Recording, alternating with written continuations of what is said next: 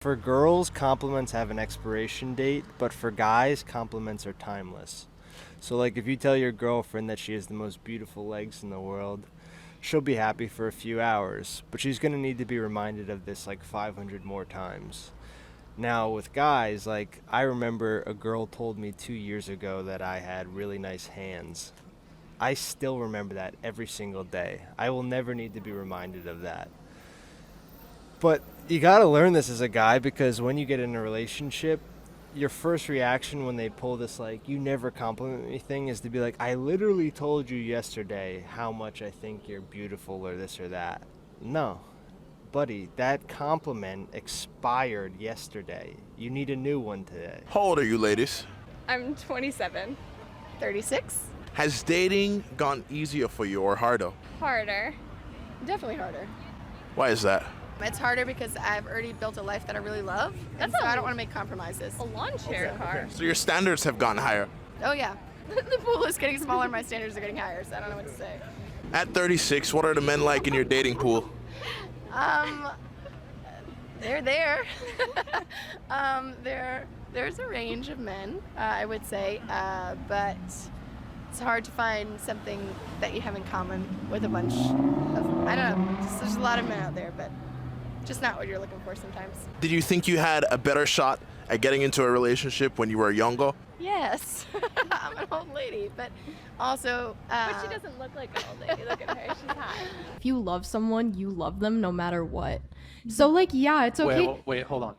Yes. Repeat that last part. If you love someone, you love them no matter what. Are you talking about unconditional love? Yes. You believe there's unconditional love? Yeah. Have you ever had that love for anybody? Yeah, I think that I have. A romantic partner? Yeah. Did you break up with him or did he break up with you?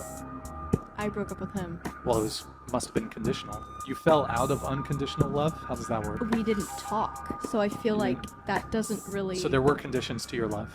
Communication. Talking. I guess, yeah. Unconditional love. That's what we're talking about, right? Mm-hmm. If you have unconditional love for someone, there's nothing he could do to f that up. Okay. I guess you're right.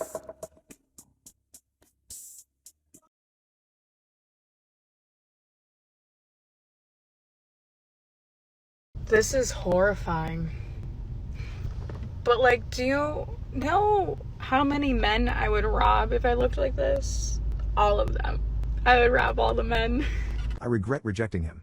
So I have a best friend who we'll call Jay, who's also my schoolmate, classmate, and we live in the same residential area. A little description on Jay. He's tall, handsome, athletic, fit, smart, funny and sweet. He even has good hair and the most beautiful eyes. Jay and I had been friends from kindergarten up till high school. When we were in primary school he confessed many times, but I only considered him a friend. I never saw him to be as handsome and amazing as everyone else did. Because I saw him almost all the time of my life. About a month and a half ago, Jay once again confessed to me.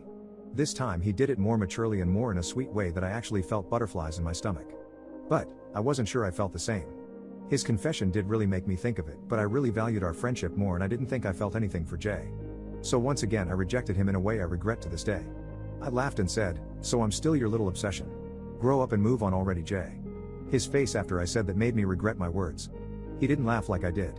It seemed like he was fighting back tears. I honestly didn't think he was being 100% serious because he would always say how he will confess 100 times a week to wait for me to say yes. Jay just walked away and left. He didn't come to school the next day.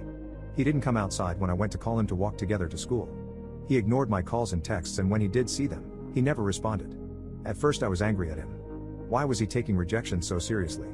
I already rejected him enough times for him to get used to it, that's what I thought then.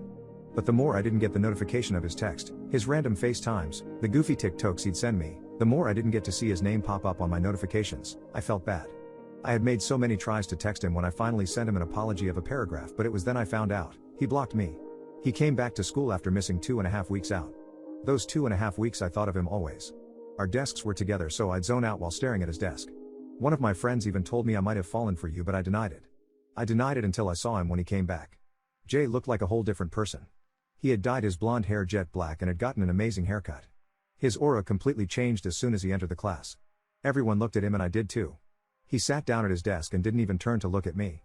Everyone came and showered him with compliments about his good haircut, and he suddenly had the most charming smile as he thanked everyone. Well, everyone but me. I turned to him with a happy smile and said, "Black hair really suits you well." You look so handsome. But he ignored me and continued to speak to this other guy who even stopped talking so Jay would react my comment but nothing. He ignored me the whole morning, and when our homeroom teacher came he asked to switch seats but was denied. He ignored me and hang out with the people he knew I didn't like. He always walk away when I tried to talk to him. I had actually come to accept that I liked him back. I even asked my friends and my sister and even my mom if feeling certain ways after he left meant I liked him, and my mom said, maybe he just needed to leave for you to realize how much you care for him. And my friends and sister said the same. I decided to go and tell him the day after he returned. I didn't get the chance in the morning because he went to his new friends, and when I tried to talk to him he went away. I felt so bad that I went crying in the girls' bathroom. I regretted it. I regretted it so much. I wished I had just accepted his feelings then and tried to see if I'd fall for him with time. I shouldn't have waited this long. He ignored me completely and acted like we were never even friends for the rest of the days that followed. I had enough of it though. Since he had me blocked everywhere, I took my sister's phone and sent him a long message confessing my feelings, apologizing and asking him if we could be friends again and telling him how much I missed him. I begged him to talk to me and really hoped he would see it. Now I'm waiting for his reply. I feel so distressed I want to cry. I feel anxious. I feel like he'll make fun of me. Or reject me, even worse, but I'm ready for any response as long as he talks to me and reads my message. I don't care if he hates me now. I know I made him angry and I want to fix it. I feel sorry for how mean I rejected him too.